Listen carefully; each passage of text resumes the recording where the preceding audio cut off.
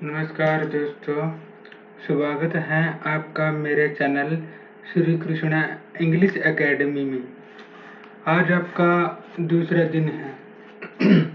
मैं आपको फिर से बताना चाहूँगा कि आप 7 दिनों में 7 साल के बराबर अंग्रेजी सीखने वाले हैं। यह मैं आपको 7 दिनों में 7 साल के बराबर अंग्रेजी सिखाऊंगा किसी भी हालत में। इन 4 दिनों में से पहले 4 दिन हम अंग्रेजी के कुछ आसान से नियम सीखेंगे और 5वें दिन जब हम इन सभी नियमों को एक साथ काम में लेते हुए अंग्रेजी सीखेंगे तो अपने पैरों के नीचे से जमीन खिसक जाएगी। आप हैरान रह जाएंगे कि अंग्रेजी को इतनी जल्दी और इतनी आसानी से भी सीखा जा सकता है। आपकी 4 दिन की मेहनत का फल आपके 5वें दिन से मिलना शुरू हो जाएगा। यदि याद रखिए, अगर आपने 7 दिन तक ये सभी वीडियो ईमानदारी से देख लिए तो दुनिया की कोई ताकत आपको अंग्रेजी सीखने से नहीं रोक पाएगी। पिछली वीडियो में आपने सीखा था ना, ने, नी का नियम। पिछली वीडियो में आपने सीखा था ना, नी, ने का नियम।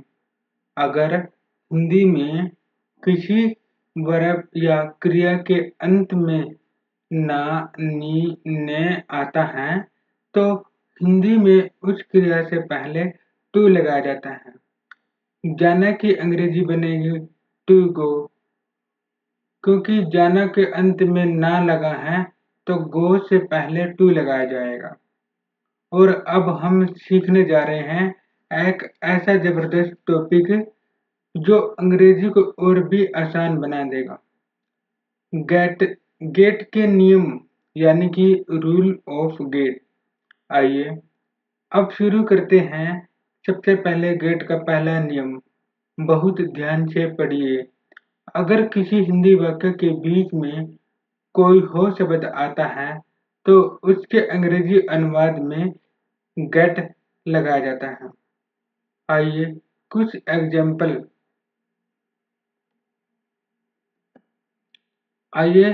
एग्जाम्पल तो मैं आपको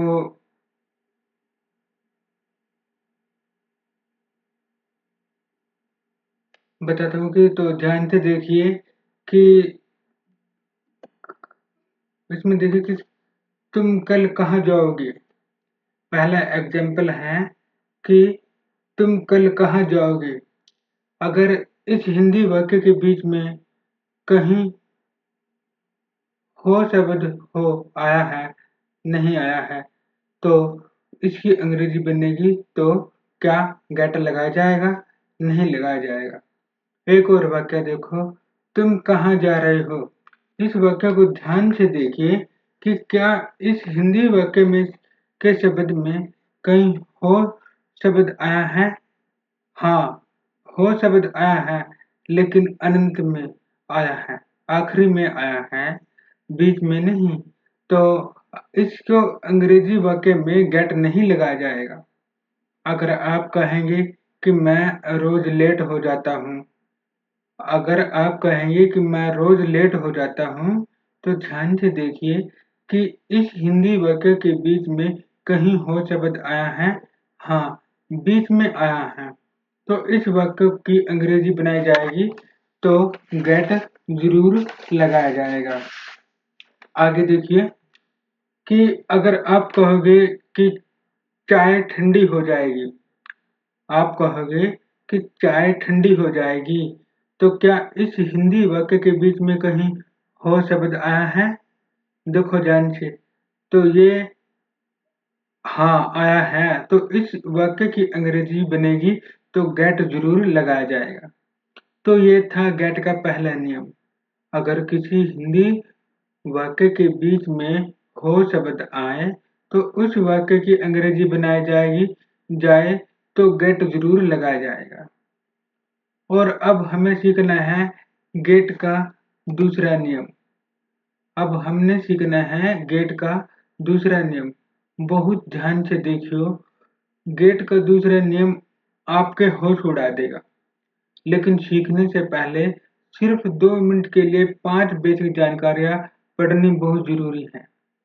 और हो सकता है कि ये जानकारियां आपने पहले भी पढ़ी होगी, लेकिन इन्हें यहाँ पर दोहराना बहुत ही जरूरी है। अब ये जानकारियां आपको आगे भी बहुत काम आएगी। तो आइए शुरू करते हैं कि आपकी पहली जानकारी है अंग्रेजी वाक्य के भाग। अंग्रेजी भाषा में एक साधारण वाक्य को 3 भागों में बांटा जा सकता है। तो आइए देखिए कि क्रिया की ये 3 भाग कौन कौन से हैं। पहला भाग है सब्जेक्ट यानी कर्ता, किसी काम को करने वाला। दूसरा भाग है वर्ब, क्रिया। आइए देखते हैं सब्जेक्ट द्वारा किया गया काम वो वर्ब यानी क्रिया कहलाएगी। तीसरा भाग है ऑब्जेक्ट, उद्देश्य। सब्जेक्ट और वर्ब के अलावा वाक्य में बाकी बचा हुआ भाग ऑब्जेक्ट यानी कि उद्देश्य कहलाएगा। तो एग्जाम्पल देख लीजिए कि जैसे Ram pledge cricket.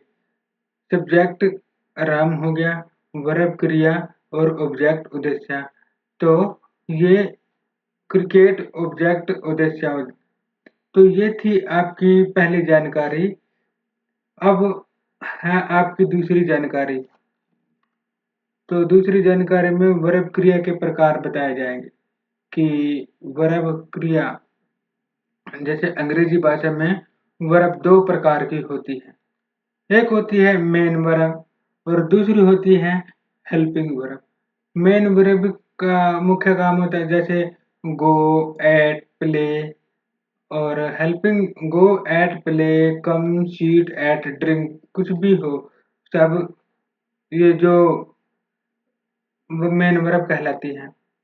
Helping verb होती है जैसे मददगार, जैसे is, are, am, was, were, etc, ये सारे में हेल्पिंग वर्ब होती है। तो ये थी आपकी दूसरी जानकारी। अब है आपकी तीसरी जानकारी। मेन वर्ब की फॉर्म यानी कि मुख्य क्रिया के रूप। आप बचपन से ही पढ़ते आए हैं कि मेन वर्ब की 3 फॉर्म होती हैं, लेकिन ये गलत है। हर मेन वर्ब की 5 फॉर्म होती है। कौन कौन सी? तो बताता हूँ, देखिए। जिनको अंग्रेजी के वी अक्षर से दर्शाया जाता है और वी के बगल में उसकी फॉर्म लिखी होती है, तो 1 से 5 तक हो सकती है।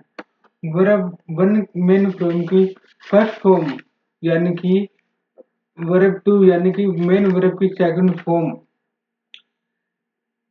और वर्ब 3 यानी मेन वर्ब की थर्ड फॉर्म, वर्ब 4 यानी कि मेन वर्ब की फोर्थ फॉर्म, V5 यानी कि मेन वर्ब की फिफ्थ फॉर्म, 5वीं फॉर्म।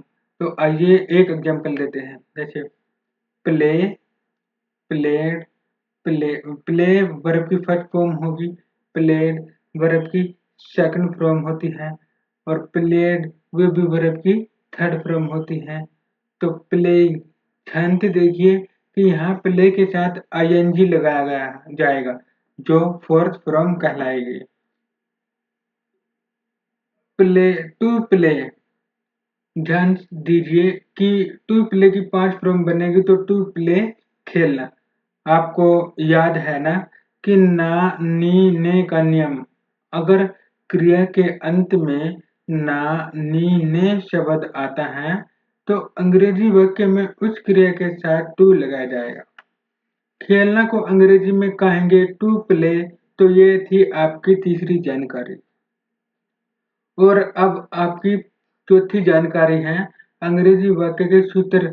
जान दीजिए कि अंग्रेजी भाषा में वाक्य बनाने के लिए कुछ सूत्र होते हैं और इन सूत्रों में होते हैं सब्जेक्ट। सब्जेक्ट को इन सूत्रों में SUB से दर्शाया जाता है। मेन वर्ब, मेन वर्ब को इन सूत्रों में V से दर्शाया जाता है। ऑब्जेक्ट, ऑब्जेक्ट को इन सूत्रों में OBJ से दर्शाया जाता है। जैसे आइए एक एग्जांपल लेते हैं कि सब्जेक्ट वर्ब की फर्स्ट फॉर्म प्लस ऑब्जेक्ट।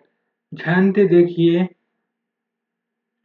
कि इस अंग्रेजी वाक्य सूत्र में ये सूत्र बनेगा और इस सूत्र को सबसे पहले सब्जेक्ट कहेंगे, यानी सूत्र की शुरुआत सब्जेक्ट। यानी कि सूत्र की शुरुआत सब्जेक्ट,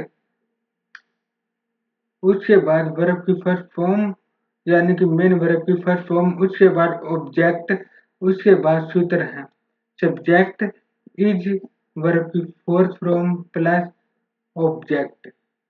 तो ध्यान से देखिए कि इस सूत्र की शुरुआत सब्जेक्ट से शुरू हुई है और इसके साथ हेल्पिंग वर्ब आई है और उसके बाद मेन वर्ब की चौथी फॉर्म। तो ध्यान से देखिए कि ऊपर वाले वाक्य में हेल्पिंग वर्ब नहीं आई है और हेल्पिंग वर्ब क्यों आई है, क्योंकि इस वाक्य में चौथी फॉर्म है और अंत में ऑब्जेक्ट। तो अंग्रेजी वाक्य बनाने के लिए सूत्रों की जरूरत होती है। तो अब आइए पांचवी जानकारी के बारे में, यानी कि आपकी आखिरी जानकारी है गेट की पांचवी फॉर्म। हमने अभी गेट का पहला नियम सीखा था। अगर किसी हिंदी वाक्य में अगर किसी हिंदी वाक्य में अगर किसी हिंदी वाक्य के बीच में कोई हो शब्द आता हो तो उसकी अंग्रेजी बनाई जाती है तो गेट लगाया जाता है। और मैं अब आपको ये बताना चाहूंगा कि गेट की भी एक मेन वर्ब है। आइए देखते हैं गेट के पांचवें फॉर्म। गेट की पहली फॉर्म गेट है। ये देखिए पीछे वीडियो में दिखा देते हैं ना, ये यहाँ पे गेट की पहली फॉर्म गेट होगी, गेट की दूसरी फॉर्म गोट होगी, गेट की तीसरी फॉर्म भी गोट होगी और गेट की चौथी फॉर्म के साथ आईएनजी लगाया जाएगा तो चौथी फॉर्म होगी गेटिंग। गेट की पांचवी फॉर्म होगी टू गेट, होना। ध्यान से देखिए कि आपको पता है कि अगर हिंदी वाक्य हिंदी वाक्य के बीच में हो शब्द आता है तो गेट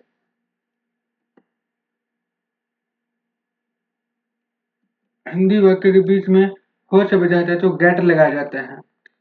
एक होता है ना, नी, ने का अंत में टू अगर होना शब्द की अंग्रेजी बनेगी तो ध्यान से देखिए होना। तो इसमें हो शब्द भी आया है और ना शब्द भी आया है तो इसमें टू गेट लगाया जाएगा। तो ये टू गेट वर्ब की पांचवी फॉर्म है। तो ये थी आपकी पांचवी जानकारी। तो अब पूरी तरह से तैयार है गेट का दूसरा नियम सीखने के लिए, जो आपको सिखाएगा कि गेट को अंग्रेजी वाक्य में कहाँ और कैसे लगाया जाता है। लेकिन इस नियम को पूरी तरह से समझने के लिए आपको ये वीडियो अंत तक यानी आखिरी तक देखना पड़ेगा। तो आइए शुरू करते हैं कि गेट का दूसरा नियम। तो आइए देखते हैं कि गेट को अंग्रेजी वाक्य के सूत्र में मेन वर्ब यानी कि वी के स्थान पर लगाते हैं। जैसे सब्जेक्ट वर्ब की फर्स्ट फॉर्म प्लस ऑब्जेक्ट, जैसे ये सूत्र हैं इसमें subject main verb first form plus object. इसका एक और सूत्र है subject plus is plus verb की फोर प्लस ऑब्जेक्ट। तो गेट को अंग्रेजी वाक्य के सूत्र में मेन वर्ब यानी वी के स्थान पर लगाते हैं और यहाँ पर वर्ब वन के स्थान पर और वर्ब फोर के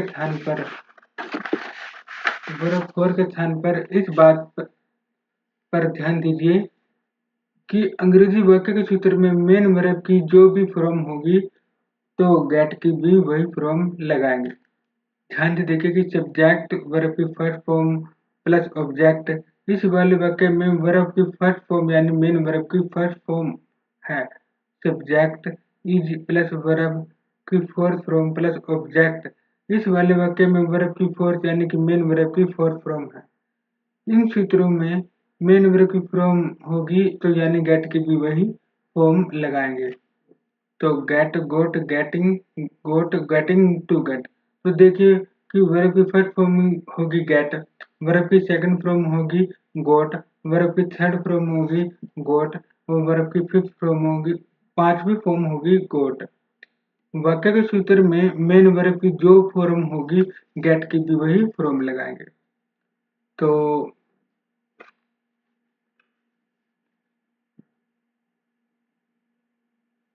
तो ये है आपका गेट का दूसरा नियम।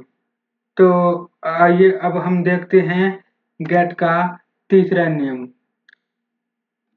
गेट का ये जैसे मैं रोज लेट हो जाता हूँ, तो ध्यान से देखिए कि इस हिंदी वाक्य के बीच में हो शब्द आता है। तो जैसे अंग्रेजी वाक्य में पहला नियम यह बताता है कि जिस वाक्य के बीच में हो आता है तो उस वाक्य की अंग्रेजी बनाई जाएगी, तो गेट के साथ टू लगाया जाएगा। अब हम अंग्रेजी सूत्र लेते हैं सब्जेक्ट वर्ब की फर्स्ट फॉर्म प्लस ऑब्जेक्ट। ठीक है, और अब हम इस वाक्य को अंग्रेजी बनाते हैं। जैसे मैं रोज लेट हो जाता हूँ, तो अभी आपको ये सोचने की जरूरत नहीं है कि अब ये सब्जेक्ट कैसे लगाया जाएगा और ऑब्जेक्ट कैसे लगाया जाएगा। मैं आपको आगे सिखाऊंगा और बहुत आसानी से। अभी आप सिर्फ गेट के नियम पर ध्यान दीजिए। और अब आपको बताता हूँ कि गेट का दूसरा नियम, जैसे कि पिछले बताया था कि अंग्रेजी वाक्य में मेन वर्ब की जो फॉर्म होगी, तो गेट की भी वही फॉर्म लगाएंगे। तो आइए देखते हैं कि हिंदी वाक्य को अंग्रेजी वाक्य में बनाते हैं। जैसे मैं रोज लेट हो जाता हूँ, सब्जेक्ट वर्ब की first form plus object. Main verb के स्थान पर गेट की भी वही पहली फॉर्म होगी। तो I get late daily. Late मतलब लेट और डेली को रोज इंग्लिश में कहा जाता है। तो लेट तो आई गेट लेट डेली। एक और वाक्य लेते हैं, जैसे वह आज उदास हो गया। तो ध्यान से देखिए कि इस हिंदी वाक्य के बीच में भी एक हो शब्द आया है। तो इसका सूत्र लेते हैं सब्जेक्ट वर्ब की सेकंड फॉर्म प्लस ऑब्जेक्ट। तो इसमें मेन वर्ब की दूसरी फॉर्म, ये आपको अभी ये सोचने की जरूरत नहीं है कि ये सूत्र अभी यहाँ कैसे आया और यहाँ पर वर्ब की सेकंड फॉर्म कैसे लगाई जाएगी। मैं आपको आगे सिखाऊंगा और वो भी बहुत आसान तरीके से। अभी सिर्फ इस वाक्य पर ध्यान दीजिए। तो आइए वाक्य बनाते हैं। जैसे वह आज उदास हो गया, सब्जेक्ट वर्ब की सेकंड फॉर्म प्लस ऑब्जेक्ट। तो यहाँ मेन वर्ब की सेकंड फॉर्म लगाई गई है, तो गेट की भी दूसरी फॉर्म लगाएंगे। ही गोट अपसेट टुडे। यहाँ पर सब्जेक्ट में ही वर्ब सेकंड फॉर्म, तो गोट उदास के स्थान पर अपसेट और आज के स्थान पर टुडे लगाएंगे। आइए एक और वाक्य लेते हैं कि मैं ठीक हो चुका हूँ। इस वाक्य के बीच में भी हो शब्द आया है, तो इस वाक्य का सूत्र लेते हैं subject plus have plus got verb की थर्ड फॉर्म। तो इसमें से भी मेन वर्ब की जगह गेट की भी वही फॉर्म लगाएंगे। जैसे मैं ठीक हो चुका हूँ, तो आई हैव गोट वेल। यहाँ पर सब्जेक्ट आई मेन वर्ब की फॉर्म टू, तो ठीक है, ठीक को वेल लगाएंगे। एक और वाक्य लेते हैं कि चाय ठंडी हो रही है। तो आइए इस हिंदी वाक्य की अंग्रेजी बनाते हैं। ठीक है, तो मान ले चाय ठंडी हो रही है, तो इस वाक्य का सूत्र लेते हैं subject is helping verb plus verb की चौथी फॉर्म प्लस ऑब्जेक्ट और वर्ब की चौथी फॉर्म मीनिंग मेन वर्ब की चौथी फॉर्म। तो चौथी फॉर्म के गेट में आईएनजी, तो गेटिंग लगाएंगे। T is getting cold. तो अभी हमने गेट के पहली दूसरी तीसरी और चौथी फॉर्म को काम में लेते हुए कुछ वाक्य बनाए हैं। और अभी गेट की पांचवी फॉर्म यानी टू गेट को काम में लेते हुए कुछ वाक्य बनाते हैं। तो टू गेट को हिंदी में कहते हैं होना। ध्यान से देखिए कि होना शब्द में आखिरी में ना लगा है, तो टू तो जरूर लगेगा। तो टू गेट को हिंदी में कहते हैं होना। तो ये टू गेट की पांचवी फॉर्म है। आइए अब हम वाक्य बनाते हैं कि मुझे तैयार होना है। ध्यान से देखिए कि इस हिंदी वाक्य के बीच में हो शब्द आया है और उसके साथ ना शब्द भी आया है। तो होना का अंग्रेजी में लगाएंगे टू गेट। मुझे तैयार होना है, subject plus have plus verb की पांचवी फॉर्म प्लस ऑब्जेक्ट। तो इस वाक्य में मेन वर्ब की पांचवी फॉर्म, तो गेट की भी वही फॉर्म लगाएंगे। और अब हम इस वाक्य के सूत्र के अनुसार अंग्रेजी में वाक्य बनाएंगे। मुझे तैयार होना है, मुझे तैयार होना है, मुझे यानी I have to get ready. तो ये गेट के पहले और दूसरे नियम के आधार पर बनाए गए वाक्य हैं। गेट का पहला नियम यह कहता है कि अगर हिंदी वाक्य के बीच में कहीं हो शब्द आए तो गेट का यूज करेंगे। और गेट का दूसरा नियम यह कहता है कि अगर हिंदी वाक्य के मेन वर्ब की में जो फॉर्म होगी तो गेट की भी वही फॉर्म लगाएंगे। तो आपने इस भाग में सीखा है गेट का पहला और दूसरा नियम। गेट के कुल 4 नियम हैं। अगले भाग में सबसे पहले हम सीखेंगे गेट का तीसरा और चौथा नियम। मैं रोज देखता हूँ, जैसे मैं रोज देखता हूँ कि 100 में से 90 लोग इन वाक्यों में गलतियां करते हैं, लेकिन अगला वीडियो देखने के बाद आप ये गलतियां कभी नहीं करेंगे। और गेट का तीसरा चौथा नियम सीखने के बाद अगले ही वीडियो में आगे हम सीखेंगे एक ऐसा जबरदस्त नियम जो अंग्रेजी के बड़े बड़े वाक्यों को आसान बना देगा। और ध्यान दीजिए, अगर आपकी अंग्रेजी बहुत कमजोर है तो आइए आप वीडियो आप 2 बार जरूर देखना। याद रखिए, अगर आपने 7 दिन तक ये सभी वीडियो पूरी ईमानदारी से देख लिए तो दुनिया की कोई ताकत आपको अंग्रेजी सीखने से नहीं रोक पाएंगे। तो गेट की फिफ्थ फ्रॉम टू गेट है, तो इसका हिंदी अर्थ होना, क्योंकि इसमें ना आता है इसलिए पहले टू लगता है। उदाहरण, मुझे तैयार होना, क्योंकि होना है, होना में ना नी ने का नियम के हिसाब से टू गेट लगाएगा, तो I have to get ready. हो और ना दोनों आए हैं तो टू गेट लगेगा। जब हिंदी में होना आए तो हो प्लस ना दोनों हमेशा टू गेट लगाओ। ठीक है, आगे है अभ्यास करो। खुद ट्राई करके देखो कि नीचे दिए हिंदी वाक्यों को अंग्रेजी में बनाओ और गेट का नियम लगाओ। जैसे एक्सरसाइज आपकी वह बीमार हो गई है, तो वर्ब की सेकंड फॉर्म गोट। ये अभी आपको ये सोचने की जरूरत नहीं है, क्योंकि इसके मैं और तरीके से आसान तरीके से बताऊंगा नेक्स्ट वीडियो में। तो आइए आप नेक्स्ट वीडियो को भी अच्छी तरह से देखना कि ये सब कि वो सब्जेक्ट और ऑब्जेक्ट कैसे लगाया जाता है, वर्ब की first form second form third form कैसे लगाई जाएगी, वो मैं आपको सेंटेंस के टॉपिक में और उस वीडियो में आसान तरीके से बताऊंगा।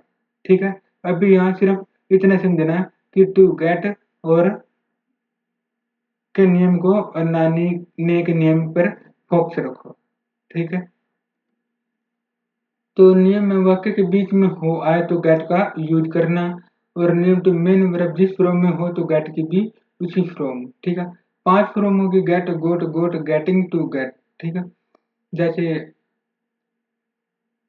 आपने प्रैक्टिस करनी है कि आपका दूसरा दिन पूरा हो रहा है, तो आपने इस वीडियो को देखने के लिए थैंक यू। दिन में 3 में सीखेंगे गेट का तीसरा और चौथा नियम। तो इस वीडियो को देखने के लिए आपका बहुत बहुत धन्यवाद। तो मैं आपसे बस यही कहना चाहता हूँ, तो आपको यह वीडियो 2 बार जरूर देखना चाहिए।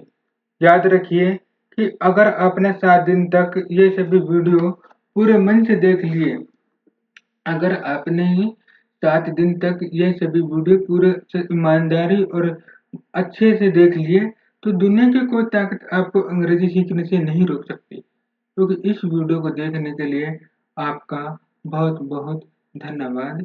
Thank you so much.